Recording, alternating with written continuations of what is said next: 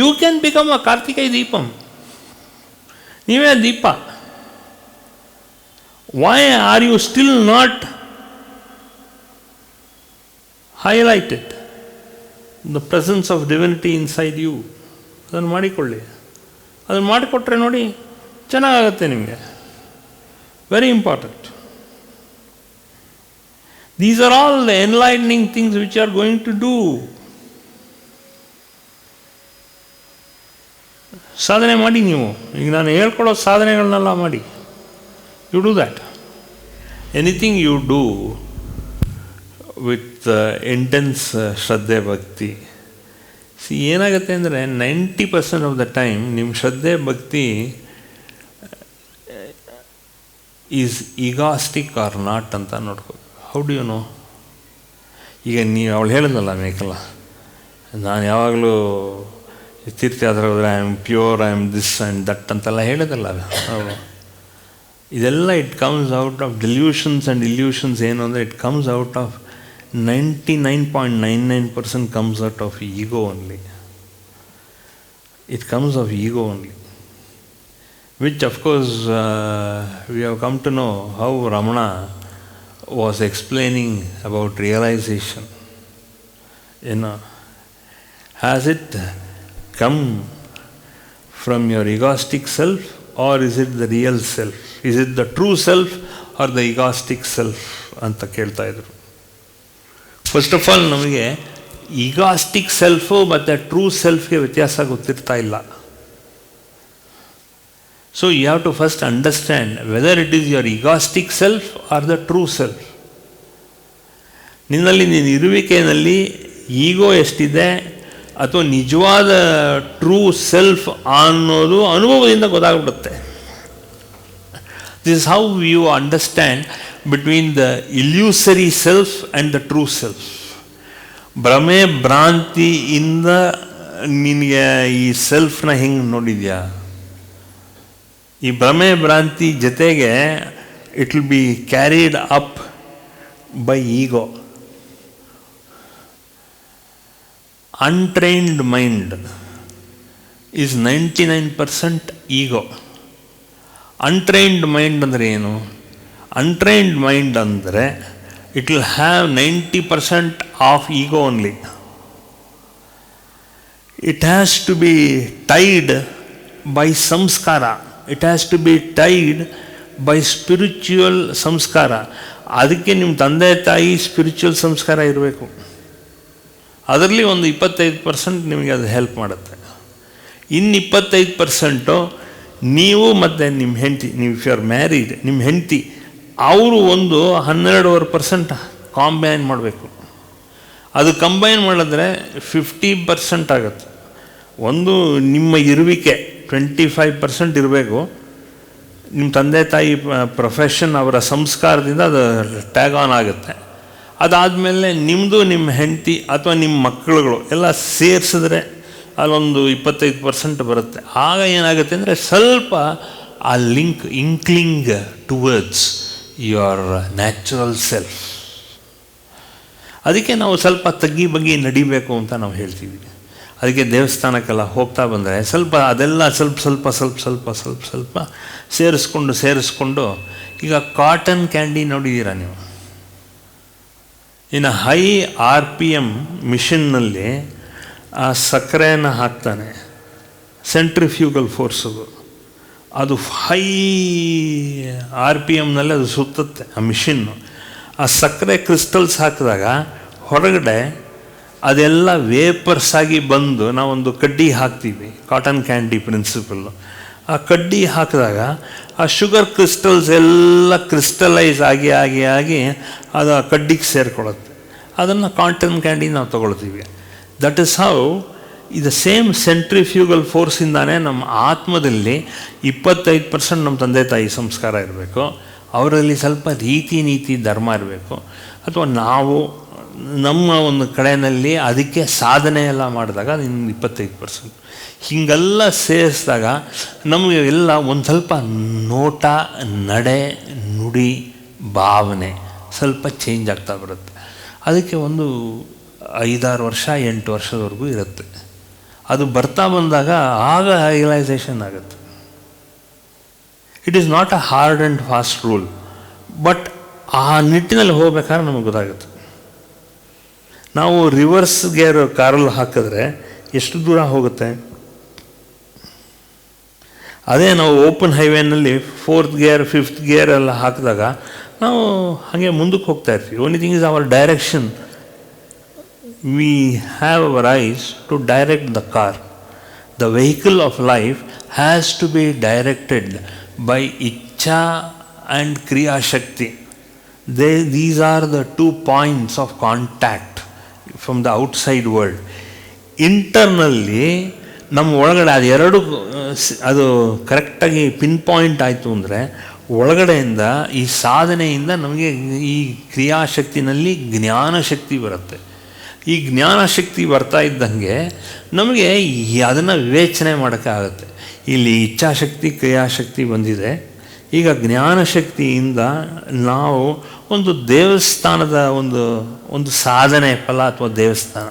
ಅದಕ್ಕೆ ಹಿಂದಿನ ಕಾಲದಲ್ಲಿ ಏನಾಗೋದು ಅಂದರೆ ತುಂಬ ಮಂದಿ ಜನ ಇರ್ತಾರೆ, ಆ ಥರ ಮನೆಗಳು ಇರ್ತಾ ಇರಲಿಲ್ಲ.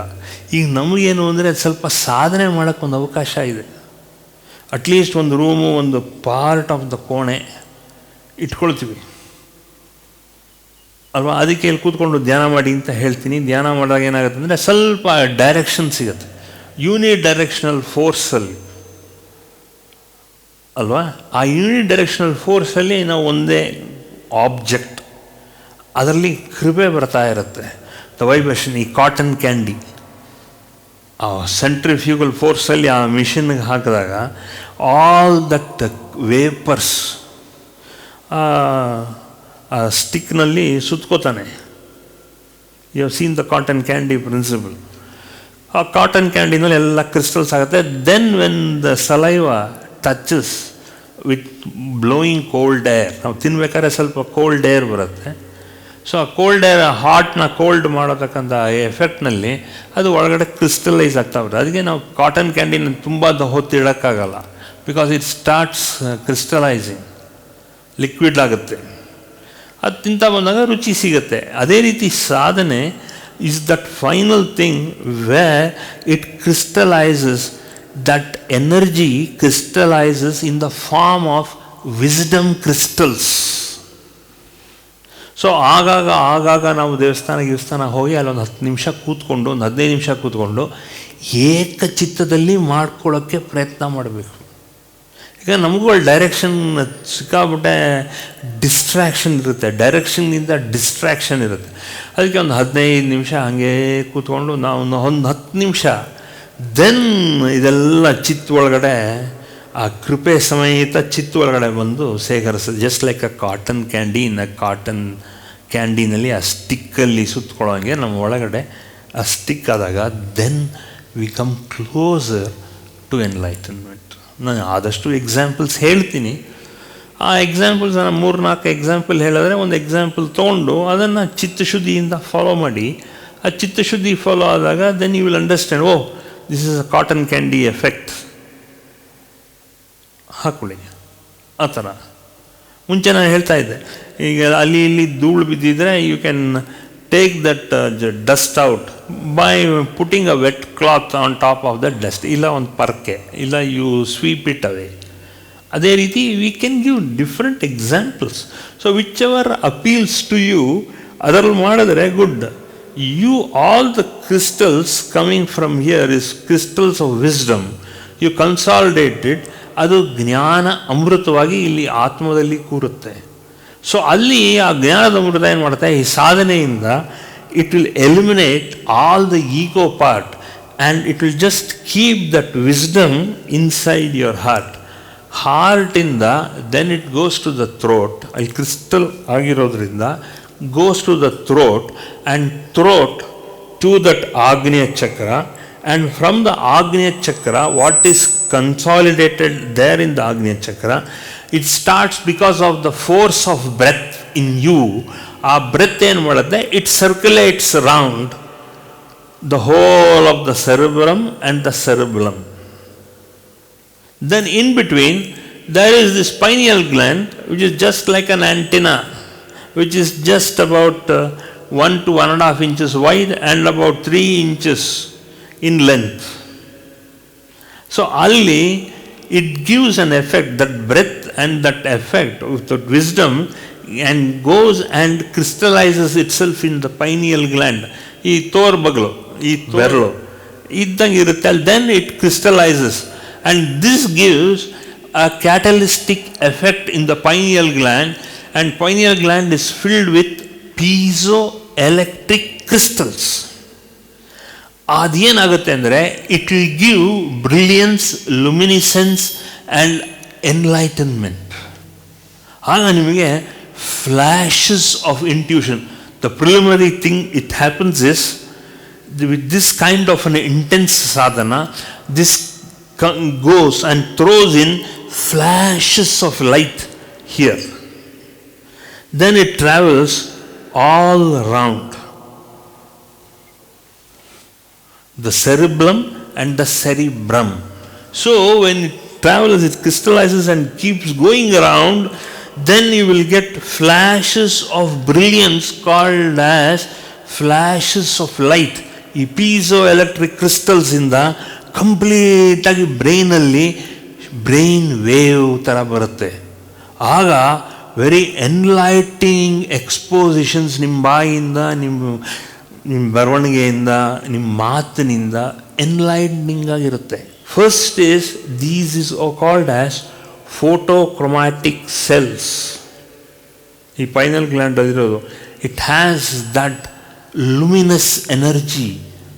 It just a ball of light. ಅದಕ್ಕೆ ನೋಡಿ, ನೀವು ಸಾಧು ಸಂತರನ್ನೆಲ್ಲ ನೋಡಿ, ಒಂದು ರೀತಿ ಒಂದು ಆರಾ ಇರುತ್ತೆ. ನೀವು ಅವ್ರ ಫೋಟೋಸ್ ಎಲ್ಲ ನೋಡಿದ್ರೆ ಅವರೆಲ್ಲ ಒಂಥರ ಬ್ರಿಲಿಯಂಟ್ ಲೈಟಾಗಿ ಆ ಫೋಟೋನಲ್ಲಿ ಡೆಪಿಕ್ಟ್ ಮಾಡಿರ್ತಾರೆ. ಬಟ್ ಅವ್ರ ಹತ್ರ ಮಾತಾಡಿದ will see that they are all brilliant. They are intelligent ಅಲ್ಲ, they are brilliant. They are luminous bodies. LUMINOUS, luminous bodies, luminous physical entities. They get that flashes of brilliance. Then everything, it is like an antenna, opposite down. So all that Akasha with all the 34,000 crore forms, including Jesus Christ, including Baigamgar, okay, ಅವ್ರದ್ದೆಲ್ಲ energy ಕನ್ಸಾಲ್ಟೇಟ್ ಆಗುತ್ತೆ. So they are universal energy. ಅದು they don't fix themselves to Christian faith or Hindu faith or any faith. They are just brilliant. They are luminous. ಅದಕ್ಕೆ ಅವ್ರ photos ಎಲ್ಲ ತೆಗೆದು ನೋಡಿ, ಅಲ್ಲಿ ಎಲ್ಲೋ ಒಂದು ಕಡೆ ಒಂದು ಲೈಟ್ ಇದ್ದೇ ಇರುತ್ತೆ ಅವರಿಂದ ಬರೋದು. ಒಂದು 10 ಪಾಯಿಂಟ್ ಒಂದು 10 ಫೋಟೋಸ್ ತೆಗೆದ್ರೆ ಒಂದು ಕಡೆ ಅದು 2ರಲ್ಲಿ ಒಂದು ಸ್ವಲ್ಪ ಲೈಟ್ ಬರೋದು ಕಾಣಿಸುತ್ತೆ. ಸ್ವಲ್ಪ ಸಟ್ಲ್ ಆಗ್ತೀವಿ ನಾವು. ಆ ಸಟ್ಲ್ ಆದಾಗ then we start seeing that light. ಅದು ನಮಗೂ ಇರುತ್ತಲ್ಲ, ನಮಗೂ ವಿ ಹ್ಯಾವ್ ದಿಸ್ ಆಗ್ನೇಯ ಚಕ್ರ, we have this spinal gland. ಇದು ಆಗ್ನೇಯ ಚಕ್ರ.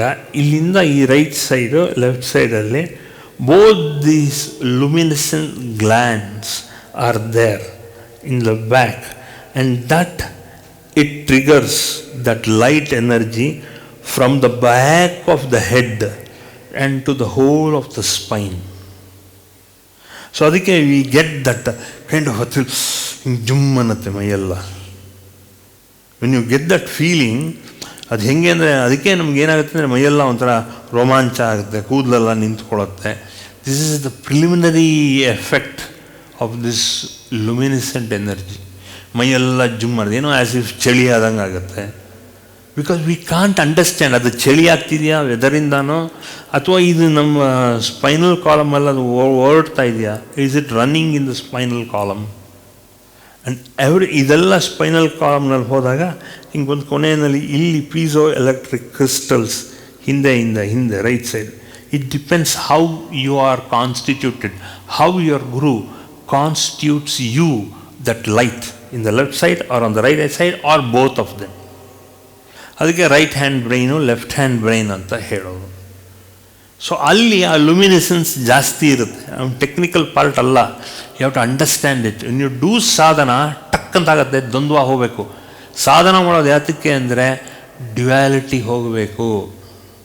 For more satsangs from Sri Sri Nimishananda Guruji, subscribe to this channel. Click the bell button below to get notifications. Like and share the video and spread the divine message.